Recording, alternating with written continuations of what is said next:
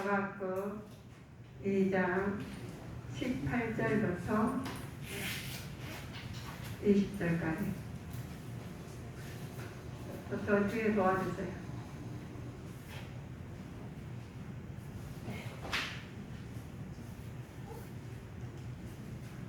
하박국 2장 18절부터 20절까지.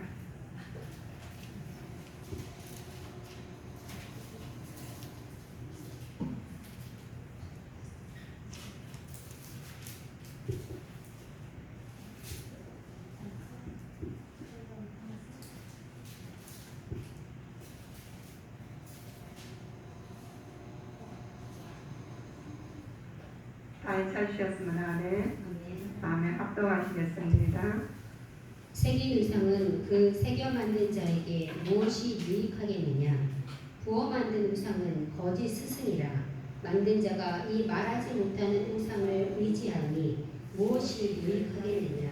나무더러 깨라 하며 말하지 못하는 돌더러 일어나라 하는 자에게 화 있을진저 그것이 교훈을 베풀겠느냐? 보라, 이는 금과 은으로 입힌 것인즉 그 속에는 생기가 도무지 없느니라. 오직 여호와는 그 성전에 계시니 온 천하는 그 앞에서 잠잠할지니라. 아멘. 오늘 하박국 말씀은 상고만 해도 다 은혜가 되지요. 아멘. 자, 우상 숭배의 본질은 무엇인가?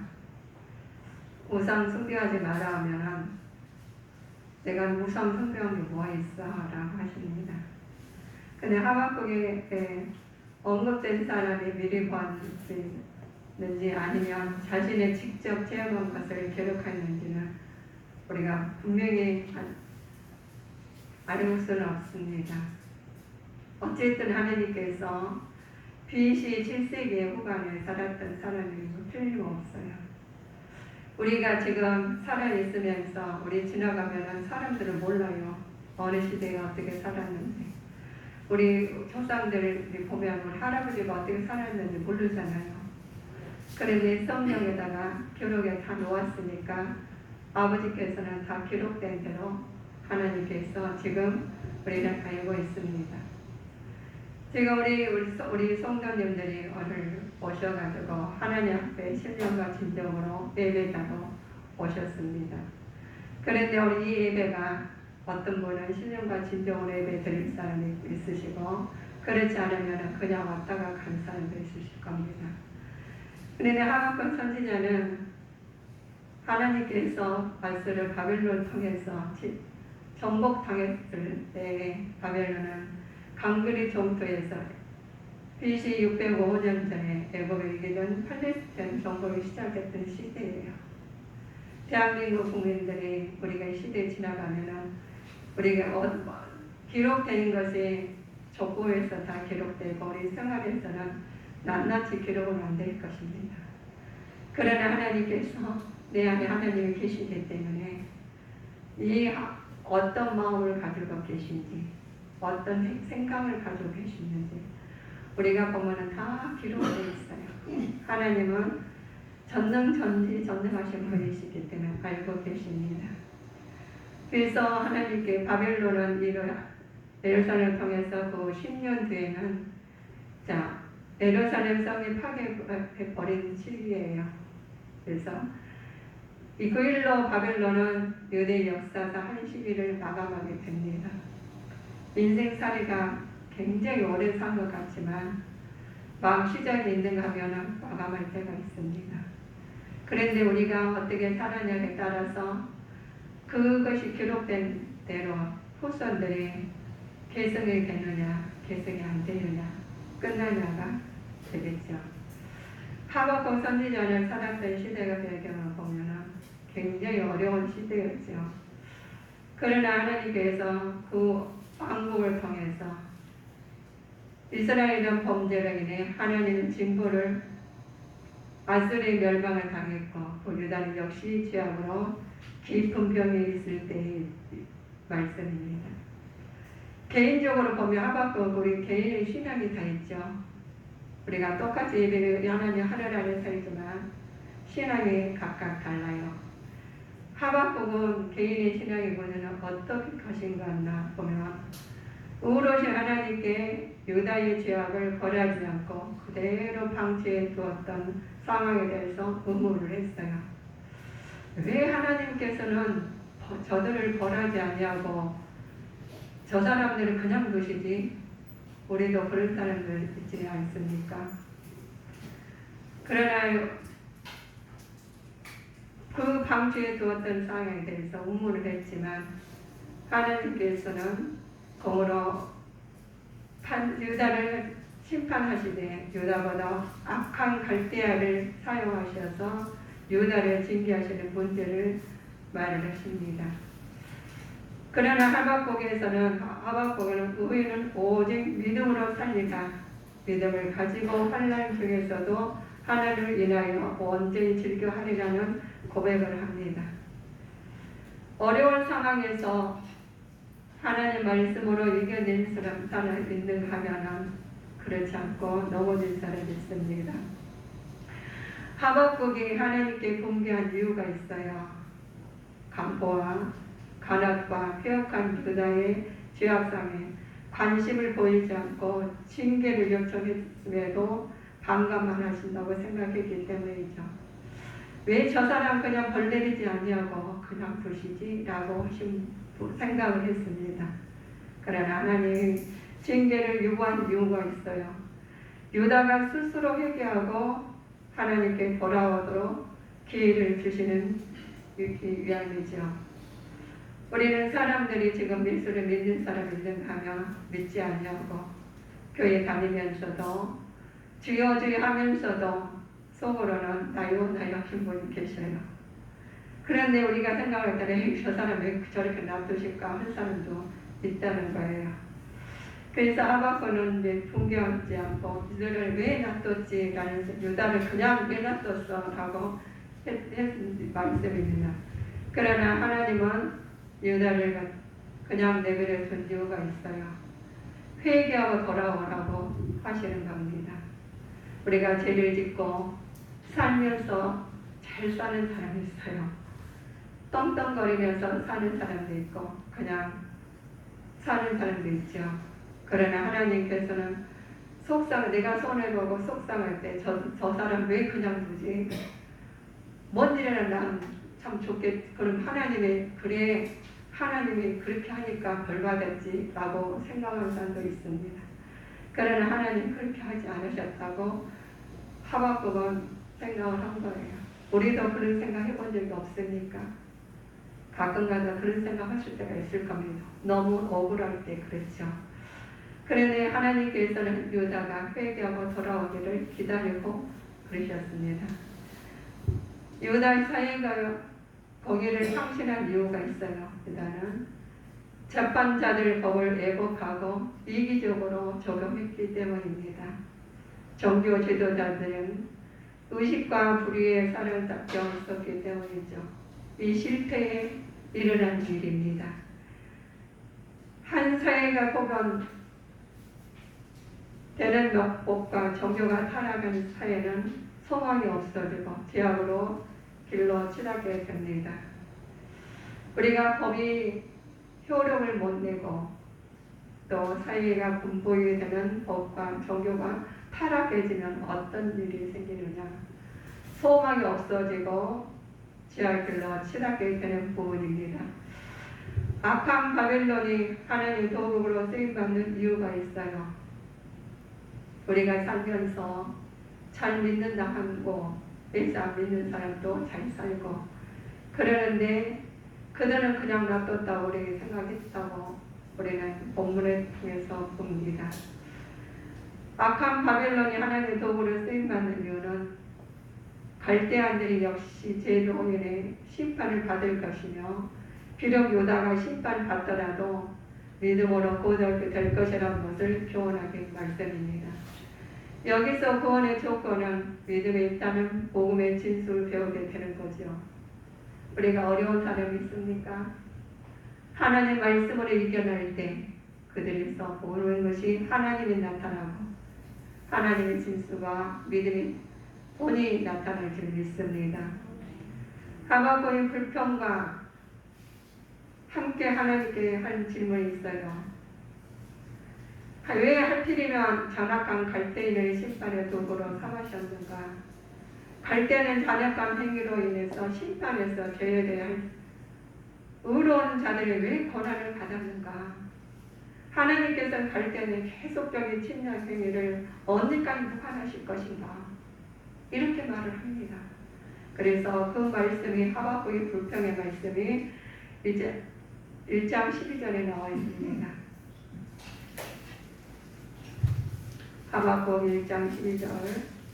선지가 가로되 여호와 나의 하나님 나의 거룩한 자시여 주께서는 만세 전부터 계시지 아니하시니까 우리가 사망에 이르지 아니하리이다. 여호와여 주께서 심판하기 위하여 그를 두셨나이다. 반석이시여 주께서 경계하기 위하여 그를 세우셨나이다.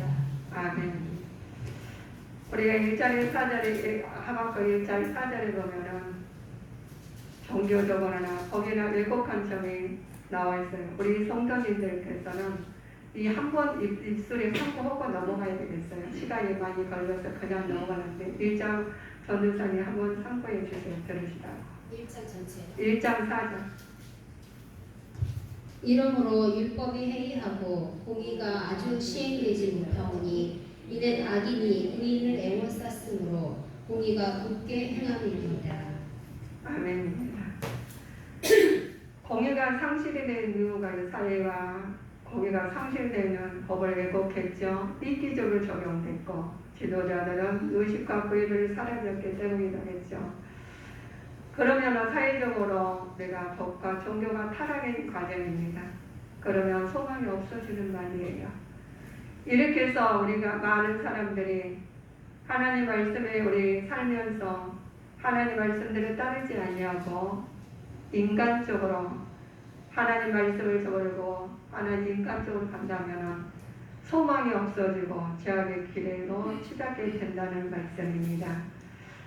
하박국의 불평과 불만하는 것은 왜 하필이면 잔인한 갈대인들의 심판에도 삼으셨는가 합니다. 우리는 그래요. 믿는 사람들이 잘 살아야 되는데 고난을 받을 때가 있어요. 고난을 받을 때는 왜 그랬나? 하나님께서는 갈대인들 계속적인 침략에 위해서 언제까지 무관하실 것인가? 그냥 안 놔두셔요. 하나님께서 다 알고 계십니다. 그런 부분을 인간들은 하나님의 계시를 온전하게 이해하지 못하는 가장 큰 이유이기 때문에 그렇습니다. 자녀가 부모를 위하는 사람이 자녀들이 얼마나 있나요? 이해하지 못해요.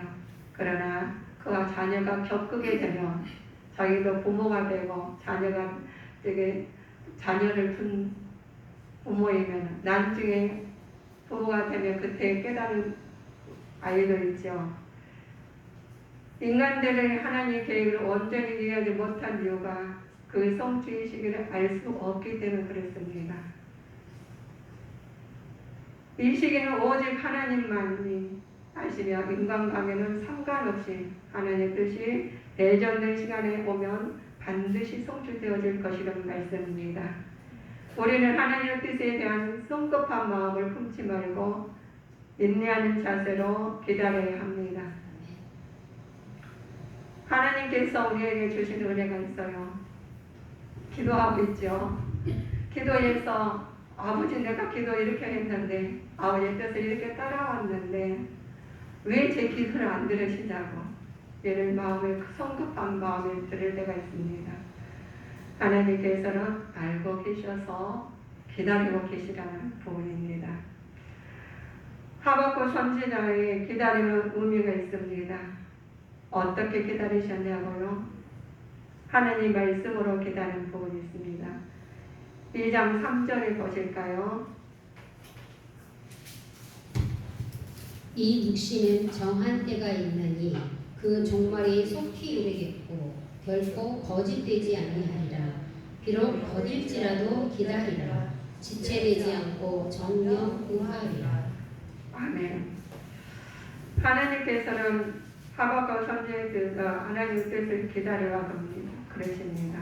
고문을 쓸쓸히 구해 주시죠. 하박국은 하나님 불만을 토로하면서도 끝까지 하나님 뜻을 기다리는 신앙 자세를 잃지 않았습니다. 우리는 이런 하박국 선지의 모습에서 자신의 의심과 불평에서 벗어나 하나님 응답과 인도하심에 기다려야 됩니다. 참 신앙의 자세를 배울 수 있는 말씀이죠. 내가 아무리 급하다고 해서 아버지가 돌이켜서 나를 따르시오가 아니라 우리는 하나님이 우리 급한 만큼 하나님의 진리 안에서 아버지의 말씀을 따르는 신앙인들이 되셔야 되겠습니다. 하나님께서 우리한테 주시는 은혜가 있어요. 너희들은 먼저 네 마음의 우상을 버리라는 부분입니다. 우상은 내 마음에 있는 우상은 뭐를 더 사랑하십니까? 하나님보다 더 많이 사랑하는 거 있죠. 물질이 있습니까? 자녀가 있습니까? 여러 가지 있어요.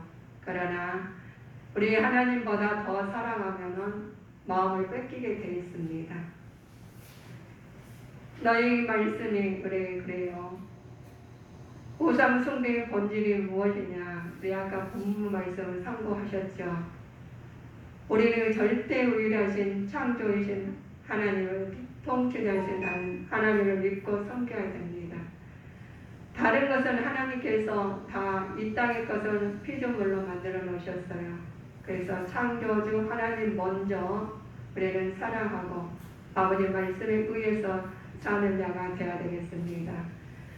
우리가 남은 자 중에 있죠. 인간에게는 아무 유익이 주지 못하는 것들이기 때문에 그렇습니다. 이 우상들이 우리 생명까지 이어준다면 따라야 되겠죠. 근데 이것들은 생명을 우리를 유혹을 주지 그들을 따르게 하면 나중에는 절망으로 빠지게 됩니다. 스스로 존재하지 못한 것이에요. 이 땅에 아무리 지금 많이 가진 데가 있습니까? 보이지 않는 것, 보이는 것 선택하라는 우리는 보이는 걸 선택하시겠죠. 그러나 하나님 말씀에 의해서 우리는 하나님이 보이지 않는 하나님을 따라가실 때 하나님께서 모든 것을 더해 주신다고 하십니다. 그래서 스스로 존재하지 않는 것을 믿어서는 안 되겠습니다. 세계 우상에게 그 세계 만든 자에게 무엇이 유익하겠느냐? 부어 만든 우상은 거짓 스승이라 만든 자가 이 말하지 못하는 우상을 의지하니 무엇이 유익하겠느냐? 하박국 2장 18절 참고해 보실까요? 새긴 우상은 그 새겨 만든 자에게 무엇이 유익하겠느냐? 부어 만든 우상은 거짓 스승이라 만든 자가 이 말하지 못하는 우상을 의지하니 무엇이 유익하겠느냐? 이 말씀이 내 안에 새겨지는 자가 되어야 되겠습니다. 사단을 우리 보면 사단이 변신하는 것입니다. 대적 이방인 제사는 하는 것이 귀신에게 하는 것이요 하나님께 제사하는 것이 아니니 나는 너희가 귀신과 교제하는 자가 되기를 원치 아니하노라 라고 하셨습니다. 우리에게 하나님이 말씀하신 부분을 내가 어떤 길을 가고 있는지 어떤 제사를 드리고 있는지 우리는 기억을 하셔야 되겠습니다. 우리는 귀신에게 너희가 귀신과 교제하는 것이 되기를 원치 않으신다고 했습니다. 우리는 하나님만 믿고 따르는 자가 되어야 되겠습니다. 하나님과 겸해 섬기려 하는 것이 있습니다. 하나님과 재물을 겸하여 섬기지 못하겠다고 우리가 마태복음 6장 24절입니다. 마태복음 6장 24절 빨리 찾으신 분들은 참고해 보실까요?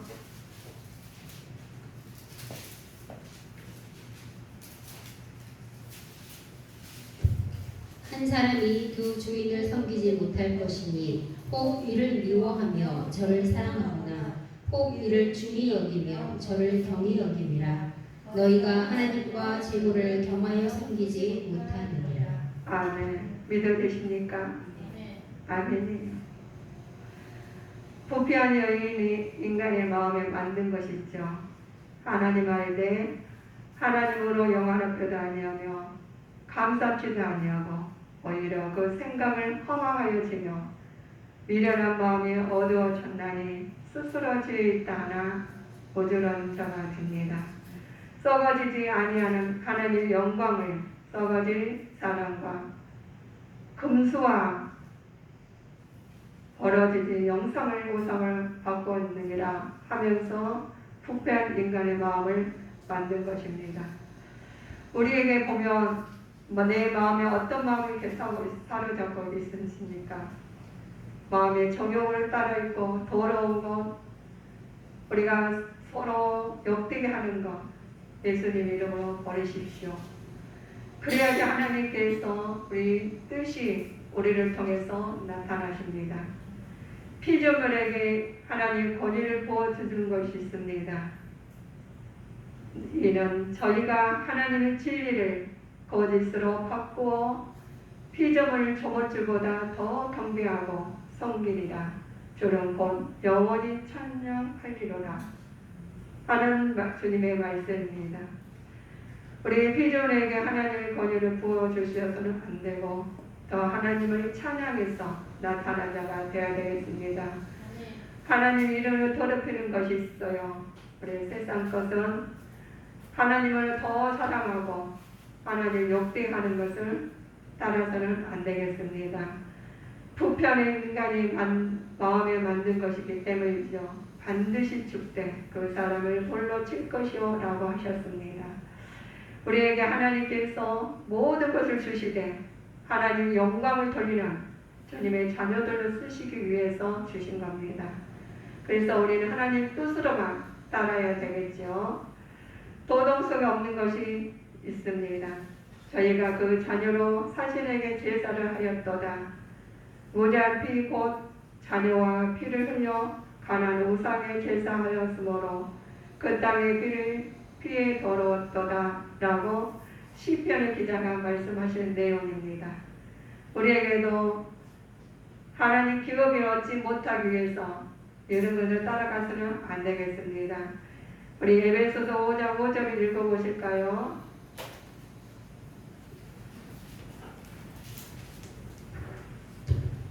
너희도 이것을 정령이 알거니와 음행하는 자나 더러운 자나 탐하는 자 곧 우상 숭배자는 다 그리스도와 하나님 나라에서 기업을 얻지 못하리니.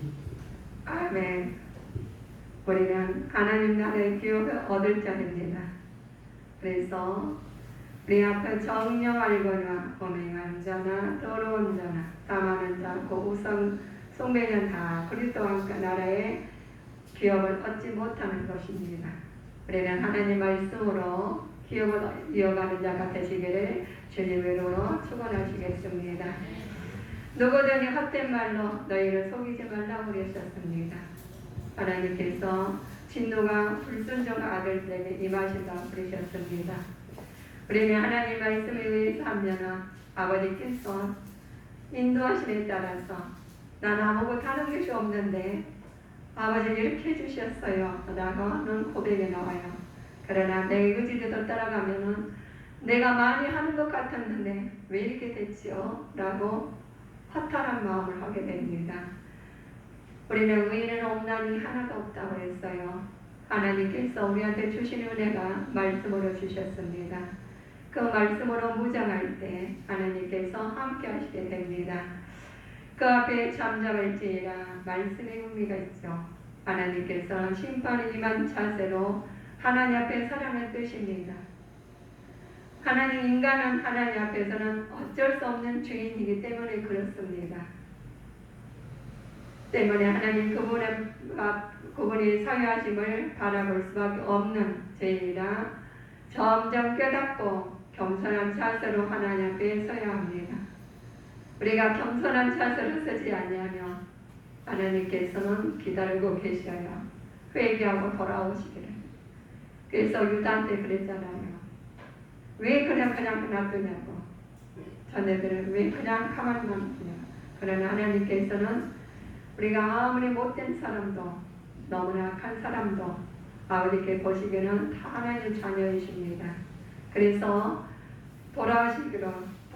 회개하고 돌아오시기를 기다리고 계신 부분이시죠. 우리 하나님께서 우리에게 주신 은혜가 있어요. 우문이 풀린 후에는 하박국 선지자에게 하나님께 들린 찬양이 있어요. 그렇게 하박국 선지자가 왜 그러셨을까라고 했지만 그럼에도 불구하고 하나님 말씀을 위해서 따라갔더니 어떤 마음이 생겼냐, 어떤 찬양이 나왔느냐, 하나님의 성품에 대한 찬양이 나왔습니다.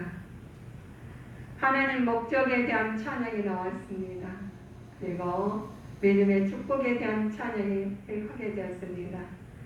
어려운 것이 이기고 나가면은 나중에는 하나님께서 알고 계시되 우리가 그렇지 않습니까? 모를 때는 답답해요.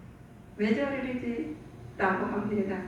근데 알고 나면은 맞아 이해하게 되죠. 그래서 그 사람하고 더 친해지고 더 가까이 해주면서 내가 있는 거 좋은 것을 다 주고 싶어요. 하나님이 사랑에서 나오신 부분입니다. 우리도 자녀들에게 좋은 걸로 주시고 싶죠. 하나님께서 말씀하셨어요.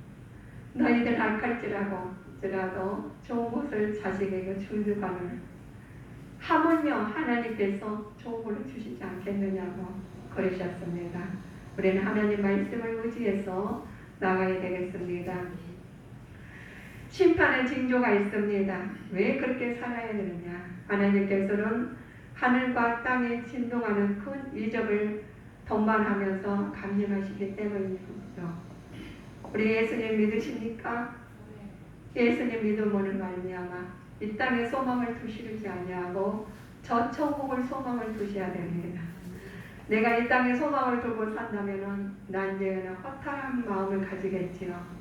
하늘에 소망을 두고 살면은 일단 하나님께서 함께 하시기를 아버지가 이 우주 만물을 주관하신 하나님이시기에 내 아버지시잖아요.